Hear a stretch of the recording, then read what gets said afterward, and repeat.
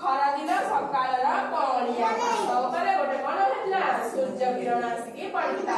ଶୀତ ଦିନେ ସବୁ ସୂର୍ଯ୍ୟ କିରଣ ଖରାରେ ବସିକି ଯୋଉ ବାହାରେ କାକର ପଡିଥିବ ଟିକେ ଟିକେ ଶୀତ ହଉଥିବ ସମସ୍ତେ ଖରାରେ ବସିବାକୁ ଭଲ ପାଅ ନା ନାଇଁ? ଭଲ ପାଅ? ଖରା ଦିନ ସକାଳର କଅଁଳିଆ ଘାସ ଉପରେ କଣ ପଡିଥିଲା ସୂର୍ଯ୍ୟ କିରଣ ପଡିଥିଲା।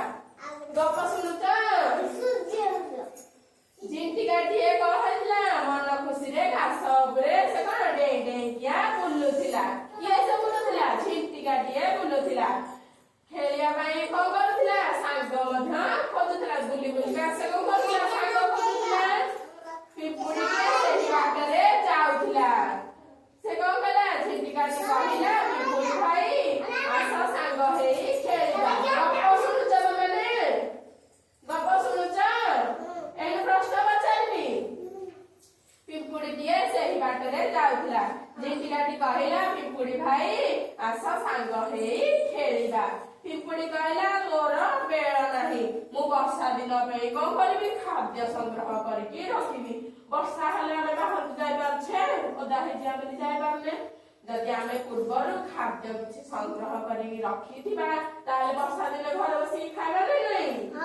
ସେଇଥିପାଇଁ ଝିଣ୍ଟିକା କହିଲା ଆଉ ମୋ ପାଖରେ ସମୟ ନାହିଁ, ମୁଁ ଯାଉଛି ବର୍ଷା ଦିନ ପାଇଁ କିଛି ଖାଦ୍ୟ ସଂଗ୍ରହ କରିକି ରଖିବି।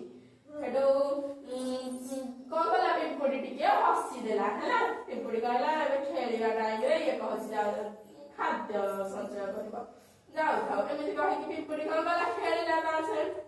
କିନ୍ତୁ ଝିଣ୍ଟିକା କଣ କଲା ପିମ୍ପୁଡ଼ି ଗଲା ଖାଦ୍ୟ ସଂଗ୍ରହ କରି ଝିଣ୍ଟିକା ତା ସେ ଖେଳିଲା ହେଲା। ବର୍ଷା ଦିନ ଆସିଗଲା। କିଛି ଦିନ ଝଡ଼ିପାଗ ଲାଗି ରହିଲା। ଝିଣ୍ଟିକା କଣ ହେଲା ଯେତେବେଳେ ବର୍ଷା ହେଲା 5-6 ଦିନ ଝିଣ୍ଟିକାକୁ ଆଉ କିଛି ଖାଦ୍ୟ ମିଳିଲାନି। ସେ କଣ କରୁଥିଲା ଖେଳୁଥିଲା। ସେ କଣ ବର୍ଷା ଦିନ ପାଇଁ ଖାଦ୍ୟ ସଂଗ୍ରହ କରିକି ରଖିଥିଲା କି? ରଖିନଥିଲା। କିଏ ସେ ରଖିନଥିଲା?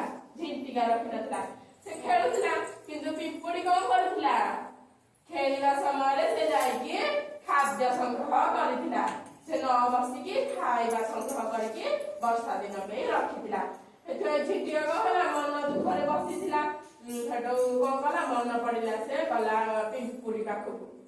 ପିମ୍ପୁଡ଼ି ପାଖକୁ ତାକୁ ଯେତେବେଳେ ଭୋକ ଲାଗିଲା ଝିଣ୍ଟିକା କଣ କଲା ଝିଣ୍ଟିକାକୁ ଭୋକ ହବାରୁ ସେ ଯାଇକି ପିମ୍ପୁଡ଼ି ଭାଇକୁ କିଛି ଖାଦ୍ୟ ମାଗିଲା। କହିଲା ପିମ୍ପୁଡ଼ି ଭାଇ ଆଉ ମୁଁ ଏବେ 5 ଦିନ ହେଲାଣି କିଛି ଖାଇନି ବର୍ଷା ଯୋଗୁ ମୋ ପାଖରେ ଖାଦ୍ୟ ସରିଯାଇଛି, ତମେ ଟିକେ ମତେ ଖାଦ୍ୟ ଦିଅ। ଏମିତି କହିଲା ଯେମିତି ପିମ୍ପୁଡ଼ି କଣ କଲା କହିଲା ହଉ ନିଅ।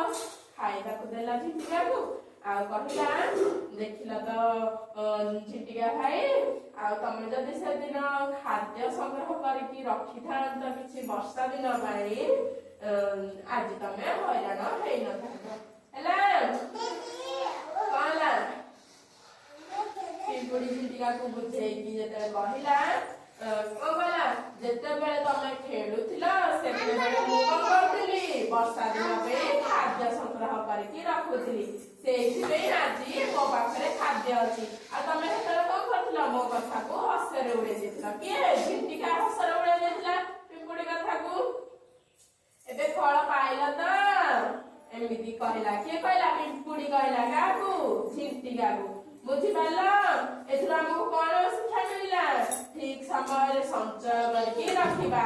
ଆଉ ଯିଏ ଅଳସୁଆ ହେଇକି ବସିବ ସେ କଣ ପାଇବ? ଦୁଃଖ ପାଇବ। ବୁଝିହେଲା? ସମସ୍ତଙ୍କୁ ଭଲ ଲାଗିଲା ଗପ? ଏଥର କହିଲା ଦେଖି କିଏ ଖାଦ୍ୟ ସଞ୍ଚୟ କରିକି ରଖିଥିଲା? ପିମ୍ପୁଡ଼ି। କିଏ ହସରେ ଉଡେଇ ଦେଇଥିଲା ପିମ୍ପୁଡ଼ି କଥାକୁ? ଝିଣ୍ଟିକା। କିଏ ବର୍ଷା ସମୟରେ ଖାଇବାକୁ ପାଇଲା ନାହିଁ? ଝିଣ୍ଟିକା। ପିମ୍ପୁଡ଼ି ପରା ଖାଦ୍ୟ ସଂଗ୍ରହ କରିକି ରଖିଥିଲା ହେଲା। ବୁଝି ହେଲା?